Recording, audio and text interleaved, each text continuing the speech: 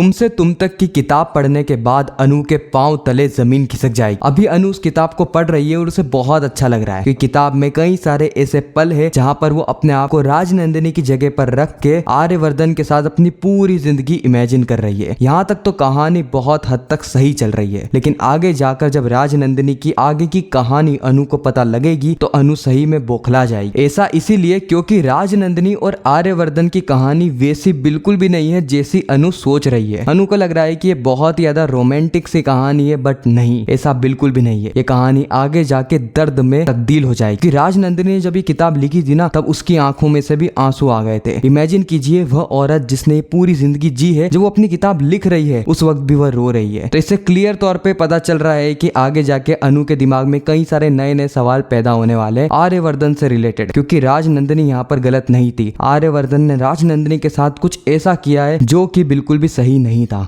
और जब अनु को ये बात पता लगेगी तो अनु के मन में सवाल पैदा होंगे। अब अनु बेचैन हो जाएगी कि यह सवाल वो आर्यवर्धन से पूछे या ना पूछे, क्योंकि अगर उसने पूछ लिया तो सबसे पहले आर्यवर्धन के दिमाग में एक ही चीज आएगी कि अनु को ये सारी चीजें पता कहां से लगी, और अगर उसने नहीं पूछा तो जिंदगी भर यही सवाल उसके दिमाग में घूमते रहेंगे। वो कभी भी हंसी खुशी से आर्यवर्धन के साथ जिंदगी जी नहीं पाएगी। और अभी आर्यवर्धन को इस बारे में बिल्कुल भी भनक नहीं है कि अनु को राजनंदिनी की जिंदगी के बारे में पता लग रहा है। अब मैं आपको कुछ ऐसी चीजें बताने वाला हूँ जो कि आपको आगे जाके पता लगेगी। वो ये है कि राजनंदिनी और अनु ये अलग अलग नहीं है, बल्कि यह एक है। अनु ही राजनंदिनी है, यानी राजनंदिनी का पुनः जन्म हुआ है अनु के रूप में। ये कहानी थोड़ी सी इंटरेस्टिंग और रोचक लग रही है, लेकिन आगे जाके सब कुछ नॉर्मलाइज हो जाएगा। जिस तरीके से मेकर्स प्लॉट बना रहे हैं, हालांकि बहुत महीने बाद जाके हमें पता लगेगा, लेकिन पता लग जाएगा। उस वक्त ही सारी चीजें नॉर्मलाइज हो जाएगी। तो यही कहानी हमें आने वाले एपिसोड में देखने को मिलने वाली है। आप कितने ज्यादा एक्साइटेड है आने वाले एपिसोड्स को लेकर, कमेंट सेक्शन में जरूर बताना, और हमारे चैनल को सब्सक्राइब करना मत भूलना। मैं मिलता हूँ नेक्स्ट वीडियो में, जब तक के लिए गुड बाय।